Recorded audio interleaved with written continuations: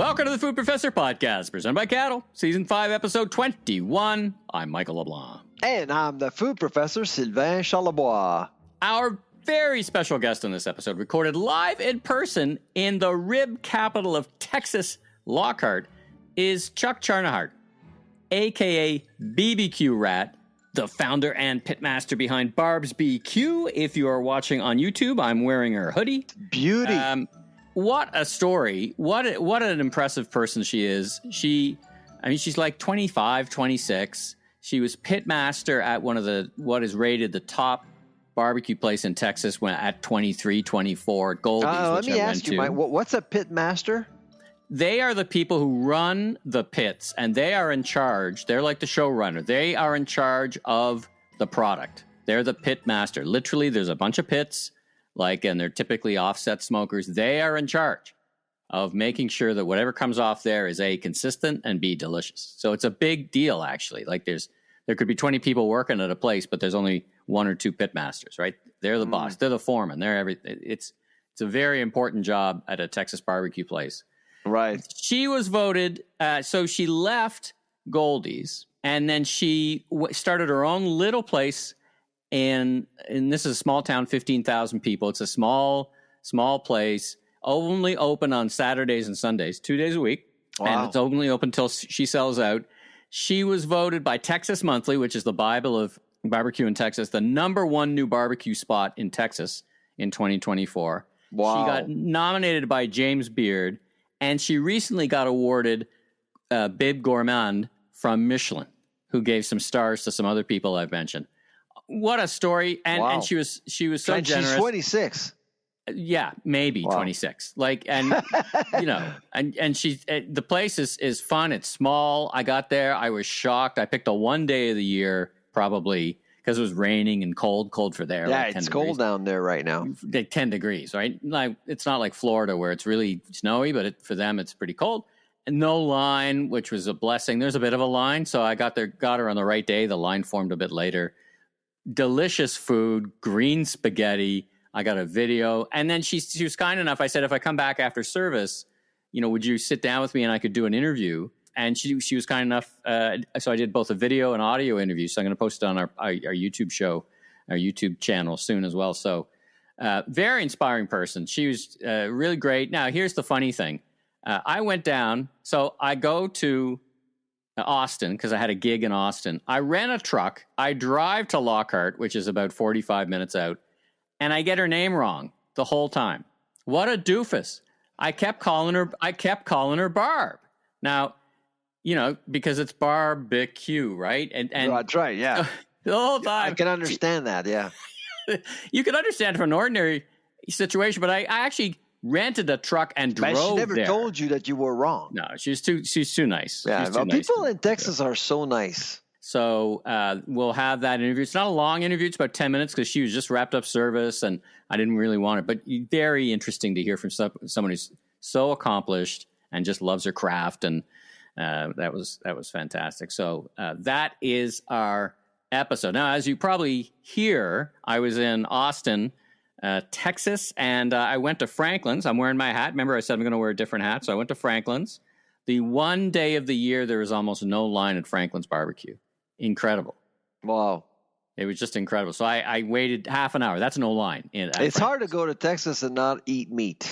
That's certain. Well, a lot of places aren't open on Tuesdays, though. Like I went Sunday. My gig was Monday with some great people. But the Tuesday, very few places are open. He was open. And guess what? I'm there. Here's a fun story for you and the people.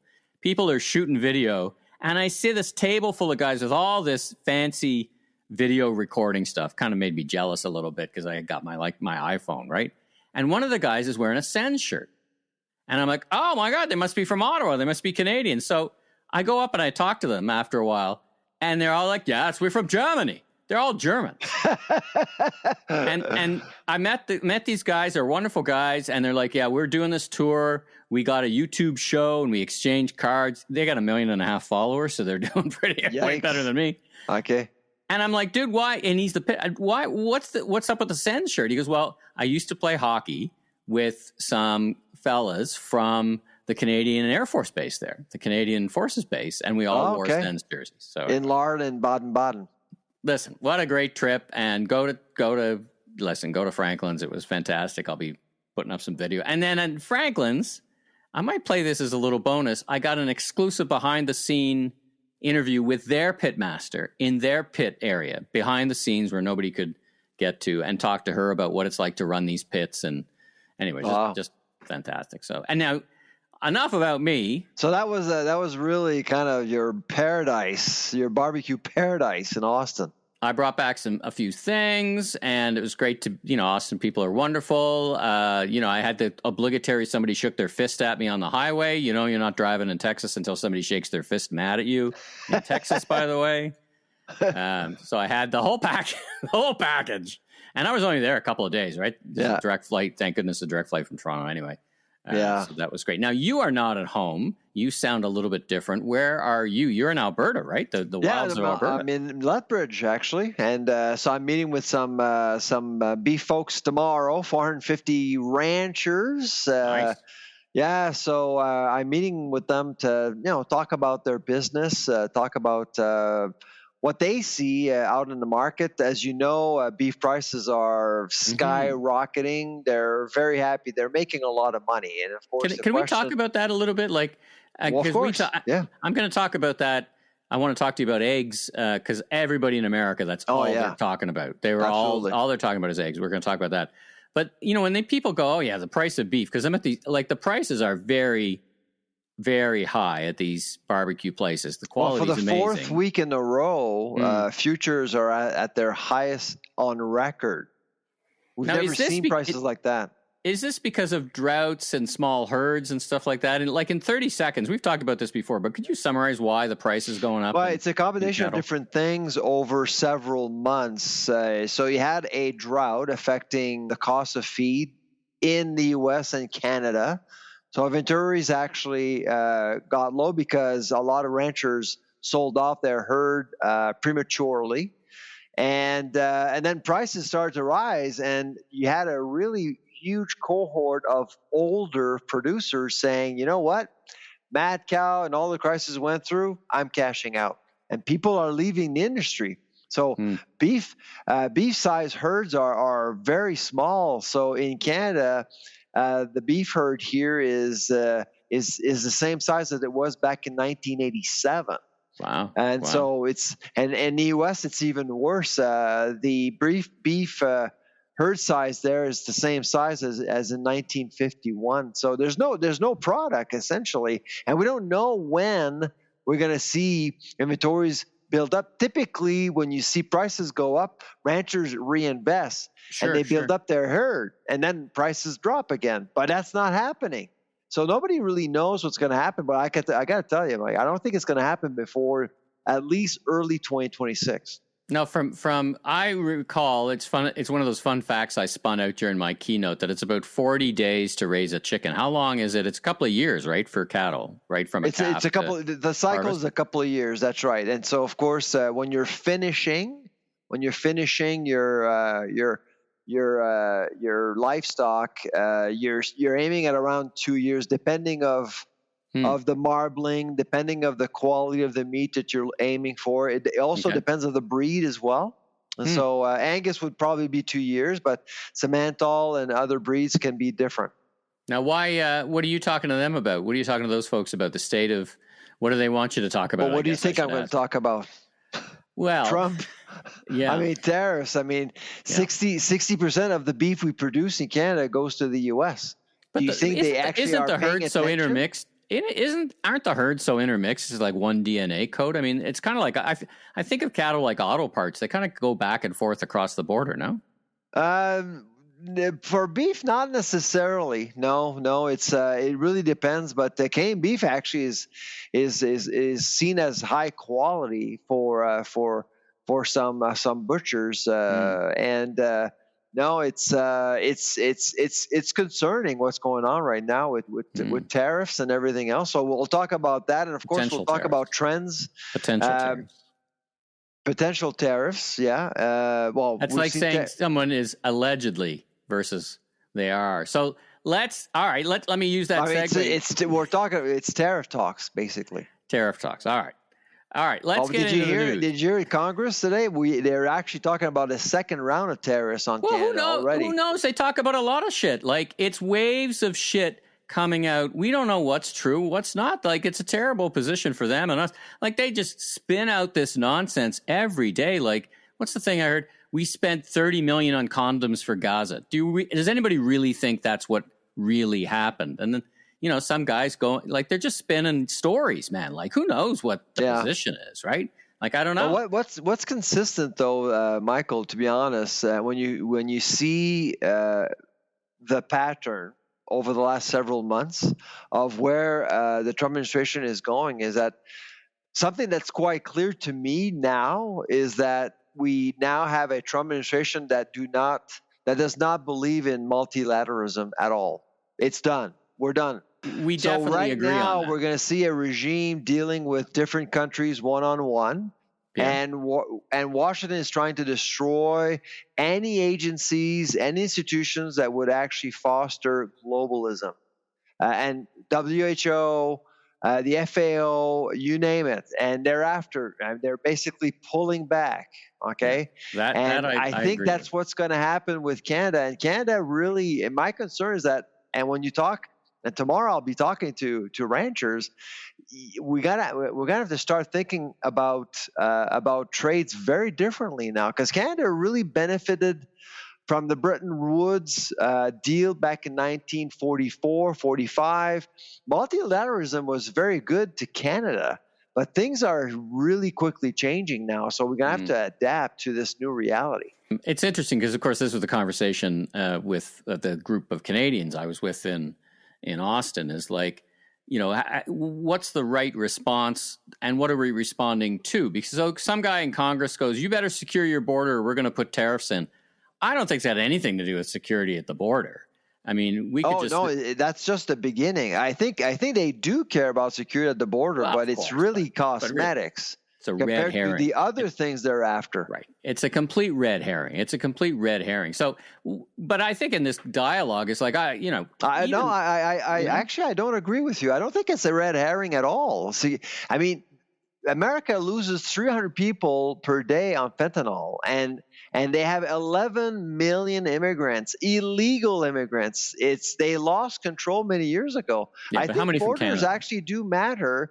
And at some point they said, well, we're going to be hard on the Mexicans. Might as well be hard on Canadians as well. You think, 6 people from Canada, 10,000 from Mexico. I mean, I'm basically 50 miles away from this new chopper we just bought, this Black Hawk. Yeah. We bought 2 Black Hawks, one for Manitoba, one for Alberta, to actually surveil the border. And guess who was at the border today? Fox News. Sure. Fox News was actually here in Alberta watching what we're doing with the border. Yeah, that's a reliable indication of what matters. It's a source. Listen, I tell you, but I don't think it's a red herring. I actually do think the Americans actually really are concerned about the borders, drugs, and things like that. Well, if they were so concerned about borders, how about they stop the flood of guns coming into Canada? Why can't they stop that? Like, how come we don't respond with that, for example? There's a little bit of fentanyl coming in from Canada. I don't know how much. We don't know what the reality is because they lie so much. I don't know what the truth is. This is what I'm getting at, is they lie so much, so often. If there is a legitimate flooding from fentanyl from China to Canada to the U.S., very legitimate. I don't know. They lie about so much. I don't know what the truth is anymore. Mm-hmm. So how do you take it seriously? That's my. But again, there's Trump and there's America. There are two different things. Okay, Trump says a lot of things. But then as people parrot it now. But you kind of have to really understand what's happening right now. And I think it's pretty major. I actually don't think that Trump will look at the world and just send a bunch of threats and just expect people to follow, and that's it. I think there's actually a shift in the rapport between the U.S. and the rest of the world. I agree. There's a new global trade regime, normal, if we call it a regime. Yeah. I have a solution to fix all of this with the Americans. I figured it out. You want to hear it? What is it? All we have to do is just cut this conversation short and get to where we actually need to be, which is pump billions of dollars into him and Melania's shitcoin, untrackable money that he launched before he got elected. He's already made $1 billion. And with the float that they've got, he can cash out tax-free with billions of dollars. Let's just pay him off.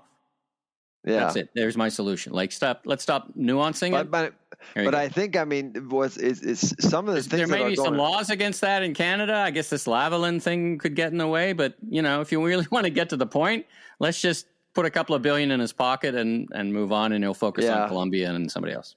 Right. But from a Canadian perspective, I'm certainly concerned about how we respond, and of course with tariffs, you basically end up penalizing Canadians, Canadian companies, Canadians like consumers, and of course now over the last couple of days we're talking about bailouts.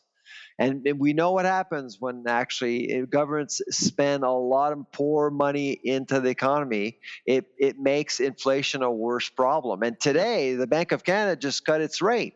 Right, I was going to ask you about that. Typically cut its rate.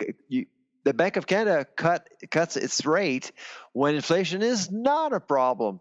And so, and of course, last week we talked about the GST holiday and how it's skewing the inflation data right now.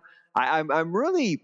To be honest, Michael, I think I'm a little bit more concerned than you are in terms of the rhetoric and the buildup right now, because I honestly don't think that we're well equipped to deal with what's going on, like in Ottawa, not in Washington, but in Ottawa. I would say you and I are equally concerned. It's a clown show in Ottawa. We're in a terrible position now. Captain Canada, Doug Ford's called a snap election just to get ahead of other stuff. He's going to go. We're supposed to give him some superpowers to go fight the bad guys. In a perfect world, we'd be fixing interprovincial barriers. We'd be taking down regulations. We'd be focusing on productivity. Don't worry. Hey, here's where we disagree. How much to talk about this until there's actual tariffs in place versus random waves of threats and do this and get a helicopter and then you're okay. Maybe you're not. Maybe you're. So I just want to, as I said last episode, I'm very, very worried. But what's real though, it impacts some macroeconomic factors like the dollar. The dollar is sinking. Yeah. You heard that from Metro. The dollar is sinking. It's impacting food prices. You heard that from Eric Laflèche today, right? Metro put out some good results and said, "Well, he basically repeated what we said with Canada's food price report a month ago." That's right. But absolutely, I mean, if our dollar goes down, it impacts a lot of different people, especially consumers going to the grocery store.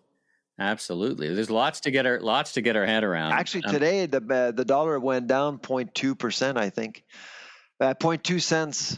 So it's and I don't see how it's going to go up again. Anyways, there's some instability here, unpredictability that makes me very concerned. Can we harness this kind of clown at the door, not wolf at the door, clown at the door, and say, now we should get our house in order? If not before, and what does house in order mean? Interprovincial barriers. Maybe you've been calling to re-examine. I've been talking about interprovincial barriers for years, and nobody cared. 20 years. So we should be thankful to Donald Trump for forcing Canada to have this conversation. Finally, we're talking. I mean, how is it possible that in Nova Scotia, where I live, I heat my own home with oil from Saudi Arabia, and I can't get oil from Alberta because Ontario and Quebec have no interest to get into any discussion to build a pipeline. But yet we have tankers go in on the St. Lawrence River. Yeah. To actually unload and basically sell the oil to the Maritimes. How is that safer? I mean, I don't understand. So this is it's a clarion call. Barriers are not just regulations. Yeah. It's politics. Just pure politics. Well, it's fight with each other or fight with the enemy. So you got to pick your battles. Let's hope we do the right thing, and let's keep one thing for sure, listeners. Clearly animated discussions are happening, I think, around kitchen tables and boardrooms and meeting rooms and on podcasts around the country. They're going to continue to happen here. So tune in. We'll give you our best perspective that we can. And of course, we're always going to come at it from the food business. Now, speaking of the food business, You took some umbrage at, who was it? Was it Trudeau that put up the ketchup bottle and said, we should stop buying? Was that Trudeau that did that? Yeah, well, actually, Trudeau basically used Heinz ketchup as an example, asking Canadians to boycott certain American products. But he didn't know. He didn't know that Heinz for a while, like to his defense, Heinz actually did not have a plant from 2015 to 2020 in Canada. They closed Leamington, and they came back because of the ketchup wars. The ketchup wars were very successful, and people were only looking for ketchup with a maple leaf on the bottle. Yeah, Heinz wanted a maple leaf, so they actually built a new plant in Montreal, a state-of-the-art plant, by the way. And but Mr. Trudeau, it's American tomatoes, though, right? And his writing is basically literally about 5 minutes away from that plant. Just so you know, basically didn't know that we actually manufactured that ketchup in Canada. But I think it points to how I think the Liberal government is really just completely disconnected from food, from agriculture.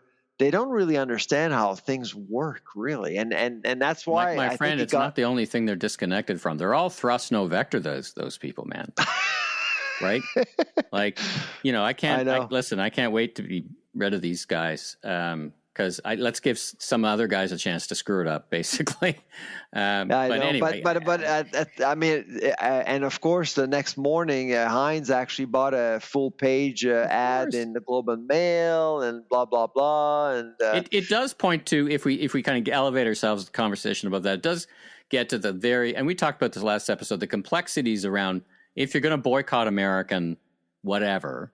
It's hard because, there's a lot of stuff that goes back and forth. But what are you going to boycott? That's the thing. So are you an ingredient person? Are you going to boycott like the peanuts inside that Kraft peanut butter manufactured in Montreal? Well, because it's an American brand buying American ingredients manufactured in Montreal. Is that an American product? Are you going to boycott whiskey, Costco? Florida, are you going to boycott Walmart? I can pick a few that'll make a difference, right? You can boycott Florida orange juice. You can boycott Kentucky whiskey. So you could pick some things, whether it's meaningful or not. You could put 100% tariff on Teslas if you want. Get the right guy animated about the issue. So you can do things. The rest is very complicated. Now, when you said, hey, if you just want to figure this out, go boycott the American retailers in Canada, I thought you kind of had your tongue in cheek when you said that, because you and I know that they're great employers and they operate here in Canada. Or is that what you were thinking when you said that? Because on its face value, I'm like, ooh. Well, I mean, the point I was trying to make is the Walmart CEO on the podcast now. I was thinking that was my first thought. The point I was trying to make basically is that most boycotts don't work. This one certainly won't either, because the target is not clear. I mean, it's America, so are you going to boycott ingredients, brands, American companies? Because technically, when you go into a grocery store, there's always a Canadian part to everything you buy. Everything. It doesn't matter if it's actually there's a trucker that's Canadian that actually trucked that thing in, employees in the store that basically put that product onto shelves.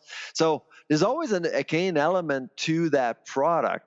So to me, an effective boycott in this context is literally impossible. The boycott against Leamington, against Loblaw, to support Leamington, that was very targeted, and it worked. Within 48 hours, Loblaw relisted French's. That was probably the only food-related boycott I've seen that actually worked in Canada.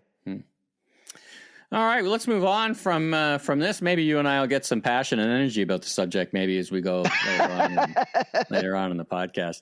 All right, let's talk about the price of eggs in America. So, two contexts. One is I just returned, as I've been describing, probably at too much length, and literally everybody's talking about the price of eggs. Now, on the political side, Trump said, the Ukraine war is over day one, and I'm going to fix the price of eggs. Well, of course, it's funny. You watch American TV. It's like, oh, yeah, I get all that stuff you're doing, but what about the price of eggs?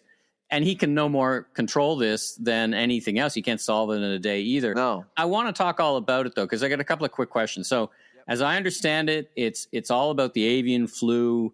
who is the USDA expects consumer costs to even go up another. They slaughtered 145 million birds. Unbelievable, right? So here's a question for you, because we've talked about this before. Why isn't the cost of chicken going up? Because that seems to be pretty stable. Why is it just eggs? That's my interpretation. I mean, so in the U.S., of course, the flock of laying hens has been impacted way more than chickens, and typically chicken farmers, they tend to build barns. There's some distance between farms, so outbreaks don't really spread. But with eggs, they didn't do as much of a good job. Biosecurity practices in the U.S. are not as effective as in Canada. Why? Because here's the thing. I'm not a big fan of supply management, but supply management gets farmers to talk to each other, to share information. And if they have a couple of sick birds, they'll talk, they'll disclose. In America, you're competing against the other guy. And do you want to be known as the guy who actually, had a couple of dead birds and was responsible for an outbreak? There's less sharing going on. And when it comes to biosecurity, things spread a lot more. Here in Canada, we have the CFIA. I think CFIA actually is doing a much better job than the massacre they did in 2003 in Abbotsford, where we actually did have to kill 45 million birds. That was a disaster. Million. They did learn from that. Wow. Because what they did in 2003 is that they had a couple of barns that were infected. They took all those birds. They actually burned the birds. The smoke was contaminated and actually spread all over the valley into other barns. Oh my God! They actually made the like Chernobyl. Exactly. So it's the Chernobyl of chicken. Exactly. And so now the CFIA is much more strategic about handling some of these issues. And right now in Canada, we've lost about 14 million birds, which is actually not bad. But in America, it's prices are way more volatile because it's a free market. Yeah. But now I think two things are happening. Supplies are low in some states, not all states, some states, but I think a lot of people are just hoarding. People are just buying because they're hearing about eggs going up in price, etc. In Canada, prices are always stable. Now, will the avian flu actually impact prices? I think they will. I think eventually we'll see prices actually go up, especially in BC, where there are many, many birds that were slaughtered as a result of the avian flu. But things are much more stable in Canada. My another question is, because you're answering some questions I had about Canada, because I saw Burnbrae put out a little, abundance of caution. Because I have a bunch of reporters asking me, hey, Sylvain, how come prices are skyrocketing in the U.S., but not here? It's not the same thing. Let me ask you this question. How does this movie end? Like, how does this burn itself out, this flu? Like, where? Oh, we go in cycles. Now, we don't have, they're working on a vaccine for animals, but we're not there yet. And so, but they are trying to perfect. What's new this year is that the avian flu actually did spread from one breed or one animal to another. For the first time in the U.S. in 2024, we saw the avian flu in dairy cows. We talked about it many months ago. I don't know if you remember. I do. That was a bit of a wake-up call, but they actually got it under control. It's just a matter of time. We go through cycles, and I would say probably every 2 years we start hearing about it again. It comes back, and it's because of climate change. A lot of wild birds will carry the flu and will go into the system of a barn, and it spreads very easily. Particularly when it's cage free and all the other things and free run, right? Is that part of it? I've heard that they're outside now. And that's why a lot of farmers are concerned about urban farming and allowing citizens to actually have chickens themselves, because they become conduits to another outbreak. A bigger problem. This is a farmer's worst nightmare. 100%. Yeah. Oh, but have you heard of this? In the paper today, there's this new variant H5. Now we're talking variants. H5N9. U.S. reported rare bird flu variant, which is highly pathologic and a subtype of avian. Are you tracking this as well, or is this all? Yeah, no, absolutely. Well, there's different variants all the time every year, which makes the development of a vaccine tricky for animals. I mean, when you think about it, you got 50,000 chickens in a barn that you have to vaccinate. That's a lot of work. It's a lot of Band-Aids. It's a lot of Band-Aids, right? A lot of donuts. Get all those chickens lining up. So yeah, I think they're working on some sort of vaccine you can actually ingest as well. Sure. So there is some research in that area because losses are pretty substantial. Yeah. All right. Well, we'll keep talking about it as long as those things keep happening. Yep. Next thing I wanted to ask you about Amazon. So we debated talking about this last week, and the story is Amazon is closing their warehouses and distribution centers in the province of Quebec. They say it's just adjusting the fleet. They're going to outsource. Mr. Champagne sent them a harshly worded letter, basically saying, I want to talk to Jassy, and they basically said, go F yourself. You're not talking to Jassy. We're doing this. Do we have any idea? Now we've got Whole Foods, of course, in the grocery sector, but do we have any idea? Amazon doesn't sell any fresh. They do sell pantry. I mean, I've bought spices and seasonings and different things from Amazon. Do we have any sense of how big they are in the grocery business, just to kind of center this in our podcast and have that discussion? Yeah, I mean, I've been desperately trying to get some numbers. I couldn't find anything, but as you know, Michael, Amazon is the king of the last mile. I mean, nobody else can actually match them.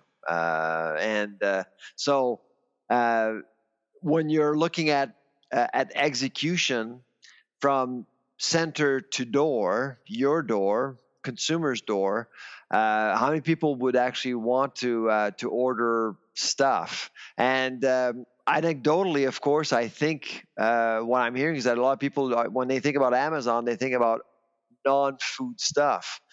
But I don't think they've actually pushed the food stuff all that much. For I don't know what reason, but I don't think in Quebec they were a huge player when it comes to food. And I'm thinking about non-perishable foods, of course. Right. Or pantry, as we would say. Pantry is shelf-stable food. Yeah, that's right. Yeah, exactly. Yeah. But I don't know. My guess is that it's probably less than 2%. Really, but but it's but I can right now in Quebec there is a boycott movement against Amazon, of course, because of the closure. But I don't know if it's going to last. I mean, are you going to stop buying Amazon when they're so good at it? Well, they're going to go to a third party apparently. Now, I don't know if you knew this, but when Amazon first came to Canada, they didn't set up warehouses. They Canada Post ran their warehouses as a third party. But that was 26 years ago. So it'll be interesting to see who. And e-commerce was just starting at the nascent, time. Very early. Yeah. And they were just trying to feel the country out. And well, they did like Walmart. Game. I mean, Amazon, to their credit, I mean, they did like Walmart in Canada. Walmart didn't open 400 stores at once like Target did. Very small, and they learned about Canada, and they grew, and now they have over 400 stores. Let's take a break and get to my interview with, I was just about to call her Barb, but it's actually Chuck in Lockhart, Texas. Short and sweet, and then we'll get right back. First, we're going to hear a few words from our presenting sponsor, Cattle, and we'll get to my interview live in person just past Sunday. Does your digital customer engagement strategy need a serious upgrade? Enter Cattle, Canada's consumer insights powerhouse with the largest, most active panel of everyday shoppers. They're not your typical sponsor. They're the voice of the consumer, always in the know on the hottest trends and shaping what's next. So why Cattle? They go beyond consumer insights. They're trailblazing the future of ratings and reviews and leading the charge in user-generated content with unmatched syndicated receipt data and the ability to gather reviews across any category. Cattle partners with giants like Walmart, Canadian Tire to deliver results that count. Visit askcattle.com now for an exclusive The Food Professor podcast listener discount on your first review or research campaign today. That's askcattle.com. Welcome to the Food Professor podcast and the Last Request Barbecue Show. How are you? I'm good. I'm happy it's Sunday and now we get to clean up and rest. Well, thanks so much for making time after me after service. You're open Saturday, Sundays, yes. Busy time. So thanks so much for, like I said, thanks so much for sitting down. It's nice to meet you in person. I remember, I think I first saw you on a YouTube show you were with the guys, Derby guys, yeah. And you were pitmaster there for a couple of years? Yeah, almost 3 years. Almost 3 years. Now, you've been pitmaster around the world, too. You were in Europe, too, right? Yeah. So I got to work at a barbecue restaurant in Norway and one in Egypt. Fantastic. But I mean, nothing like Texas, of course, right? Sure. Now, where are you from? Where'd you grow up? I'm from Brownsville, Texas, so the tip of Texas, very south. And tell me about Lockhart. It looks like a town being remade. Like I'm driving around and construction everywhere. Yeah, it's going through this revival. This like when we got here, it had already started booming a little bit, but now there's a lot more businesses being open and like small business owners too that are able to create and like live out their dream and open up their own little shop. But I mean, aside from that, do you live here? I do live here, yeah. So you moved here? Yes. Fantastic. It's very typical that small towns like this attract people who can actually, open restaurants and open stores, live here and actually make a living, right? It's kind of tough to do in Austin and the big cities, right? Mm-hmm. Was that your strategy from the beginning? Like I reading about you were always wanting to open your own place. Mm-hmm. Did this place pop up in the list of top 5, or how did you come across Lockhart? So I knew I wasn't going to open back home, and I knew that I wanted to stay near Central Texas. And I knew that although Austin is awesome and would probably keep us very busy, I knew that I needed somewhere where I could really like feel out my dream and like have it make sense with like what we're working with. So I think Lockhart is very special. It's very unique, very charismatic and magical like town that smells like barbecue. My all goodness, the time. Is it ever? It's some very old school barbecue here, right? The big logs piled out back, and you walk in with those ginormous pits. That must be smoking hot in the summer. Yeah. So I think there's just so many like. I didn't have the intention of like opening at the best, like the barbecue capital of Texas. It just like happened to be near the area that I wanted, and it just happened to be. And now we're adding to the history of the barbecue capital of Texas. So that's really cool. So tell me about Barb's. Tell me about the food. I ate here. It's wonderful. It's amazing. Mm-hmm. The green spaghetti kind of is an inspiration. What Daniel Vaughn said recently, I'm not to put words in his mouth, he basically said the top tier of barbecue places have pretty much all figured out how to do brisket pretty well. Yeah. And that's kind of like table stakes if you're in the top, whatever, right? And then the differentiators tend to be all the other things. Is that the way you think of it as well? Absolutely. I think within the past 5 years, because of YouTube, because of just the access to media and the people like Derby who were so willing to share to the world like their techniques and stuff, that everyone started becoming really good at brisket, because kind of like that barrier of like all these secret pitmaster techniques were sort of like not so secret anymore. Now everyone is a pretty good brisket cook. I think you can find like really good brisket anywhere in Texas, and that's really awesome. But at the end of the day, still, I think most barbecue restaurants, when you grab a tray, a lot of the meats start tasting the same. And for us with Barb's, we wanted every meat to have a distinct flavor, and like same with the sides, everything. All of our sides, I like to think of them to be in some way comforting and homemade, that you can tell that there's just uniqueness and like a little more thought. I think everyone puts a lot of thought and passion into the food. You can kind of taste it, right?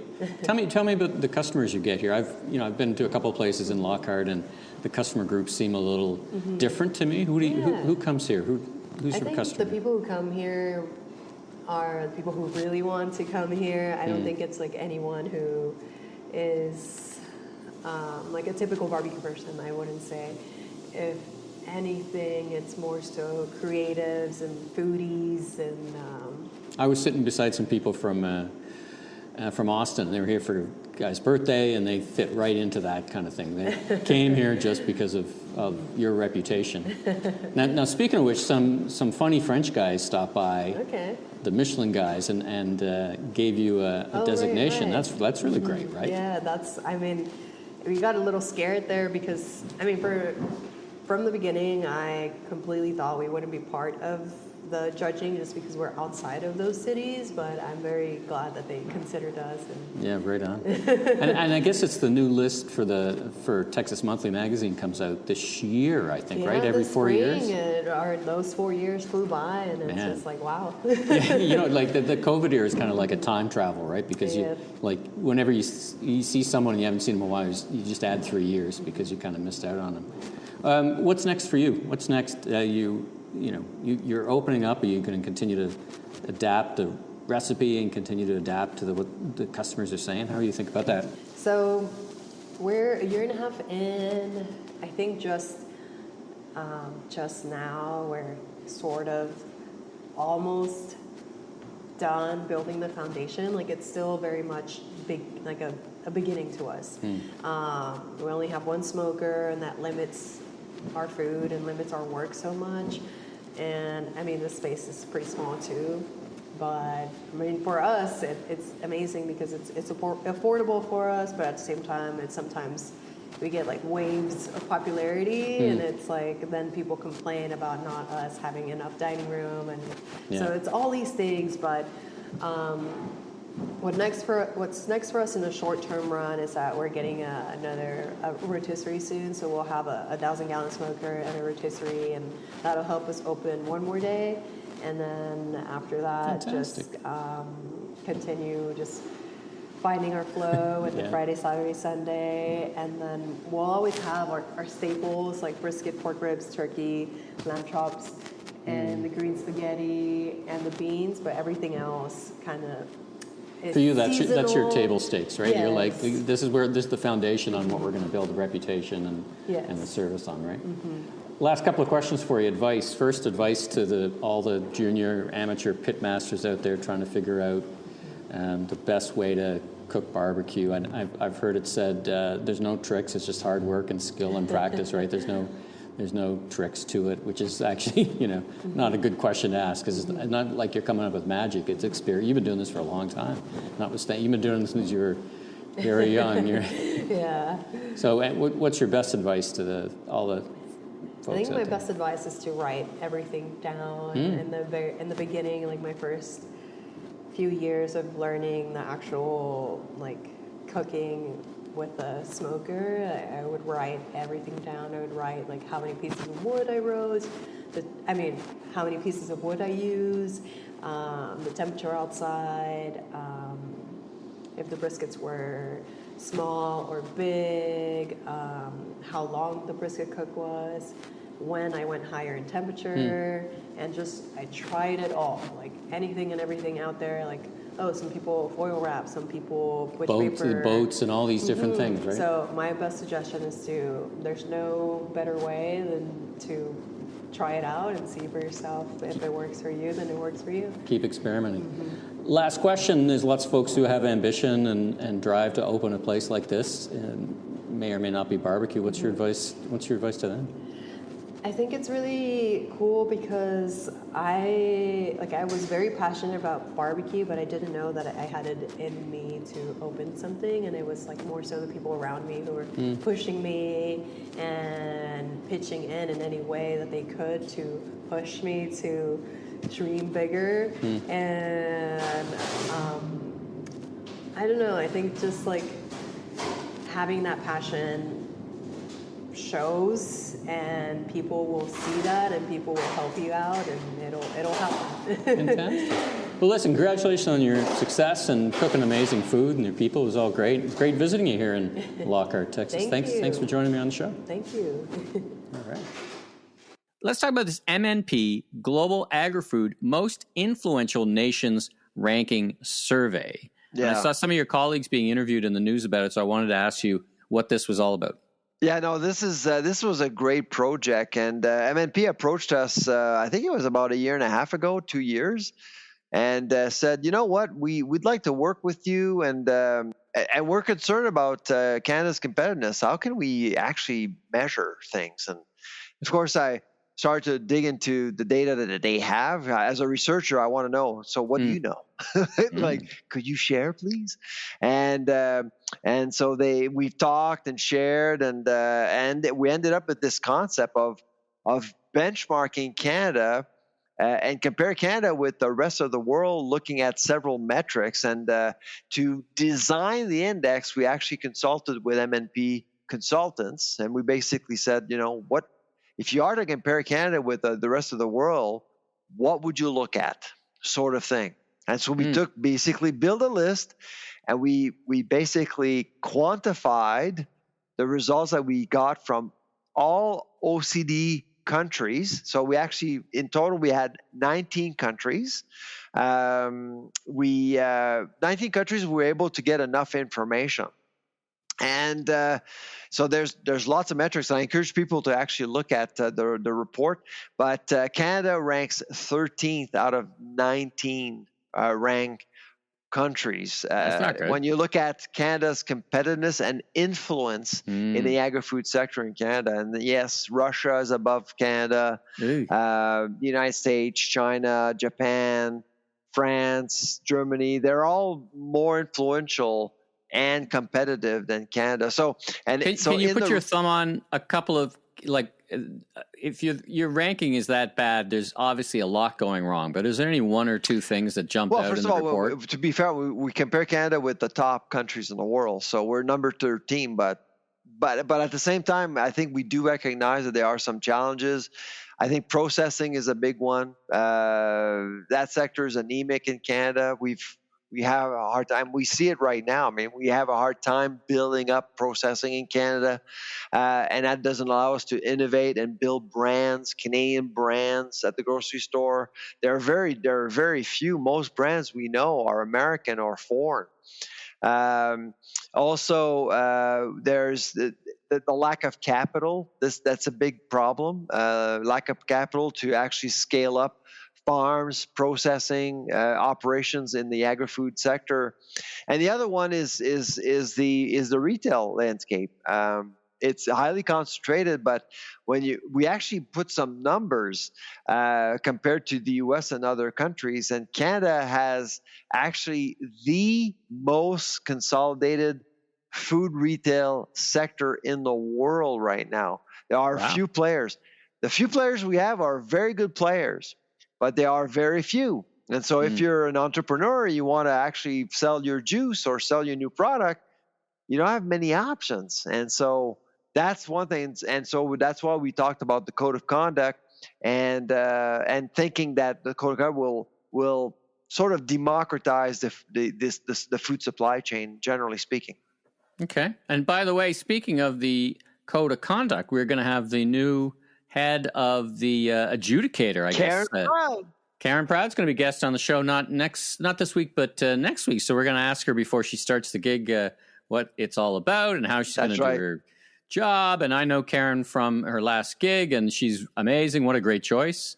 So they're off to a great start because they got the right person. But we'll hear more from Karen. Absolutely. I'm looking forward to our chat with her. Yeah, it's exciting. And before I go, who is MNP, just for the people listening? MNP is the largest consulting firm in Canada focused on ag. They employ, I believe, 2,500 people. It's a mega. It's based out of Winnipeg, but we basically essentially worked with the food and beverage division. Shout out to Matt McDonald. He's the lead of that group, and I actually met them all in Calgary actually a couple of months ago, just before the holidays. I actually briefed them on the report before it went out, and spent some time with them. Great crowd, great group, and it was a lot of fun. All right, and we can put a link in the show notes. Yeah, that study's published, and we can link to it, right? And absolutely. All right, fantastic. Last couple of things, and they're both in chocolate. So what a fun way to end the show. First of all, just kind of a follow-up to the whole cherry thing last time. Everybody crying Cherry about blossom, the cherry blossom. The great company, independent chocolatier Purdy's Chocolate out of Vancouver, has made a sweet offering. They're discounting their cherry blossom. They have a cherry-like chocolate product as well. And so they took advantage of the opportunity to say, hey, we got a product that's actually, if you've ever had Purdy's chocolate, it's very delicious, really good chocolate. And so they got it. If you're jonesing for it's cherry, probably better than cherry blossom. I will say 100%. I hadn't tried it, but I know Purdy's, and I know the people there, and I know their chocolate. So check that out. I'll put a link in the show notes to that. And then, have you heard of this phenomenon? I'm bringing it up because it's a Canadian connection. Dubai chocolates. Have you heard of this? Yeah, I've heard of it. Yeah. It's the fastest, hottest chocolate going, this Dubai chocolate. And it's just, I've had it. It's just delicious. It was the one I had is pistachio. Here's the Canadian connection. So there is a retailer called Showcase. And some of you listening might know Showcase. They got stores, 50 or 60 stores here and in the U.S. Their business model is they've built complex AI algorithms, and they go out and try to find trends and spot the kind of breadcrumbs before things happen. 8 months ago, they were telling me about Dubai chocolate, and they had it on the shelf 6 months ago, and they are now, I'd never heard of it. Dubai chocolate, I never heard of it. They heard about it through this sentiment analysis stuff on TikTok and all these things. People were talking about it, right? People always start talking. What a brilliant, this isn't a big company, right? But they're super smart. Well, you're not the first one to tell me about Dubai chocolate. I think it's pretty trendy because I actually just spoke to a company in Montreal. Yeah. They make desserts. Yeah. And their latest product is Dubai chocolate. But these guys were on that 9 months ago, like before anybody had heard of it. So shout out to Samir Kolkani. Here's the thing about Dubai chocolate. You talked about chocolate and pistachios. Both of the ingredients are skyrocketing right now. So a lot of people say, great product, trendy, but oh my God, how do we make money? Because it costs so much to do it. Well, when I think of Dubai, I don't think of cost effective. So I think it's pretty on brand. Like Dubai to me is not a value. But this guy in Montreal making desserts, he's thinking about making money. He's the guy that was on our show, right? We met him at the cake guy. No, it's another company. Guy. Yeah. All right. Totally different. Well, anyway, I expect to see, we'll keep an eye out. I expect to see some Dubai chocolate offerings where? At Cial this year. If it's really, truly hot, I expected to see it at Cial. All right. Well, this is a great show. Thanks for taking your time. You're on the road and you're in a hotel and you're putting it all together after a bit of a drive. Thanks for joining me. Appreciate you, my friend. And let's leave it here for this week. I'm Mike LeBlanc, media entrepreneur, keynote speaker, and a bunch of other things. And you are? I'm the food professor, Sylvain Charlebois. Safe travels, everybody. Take care.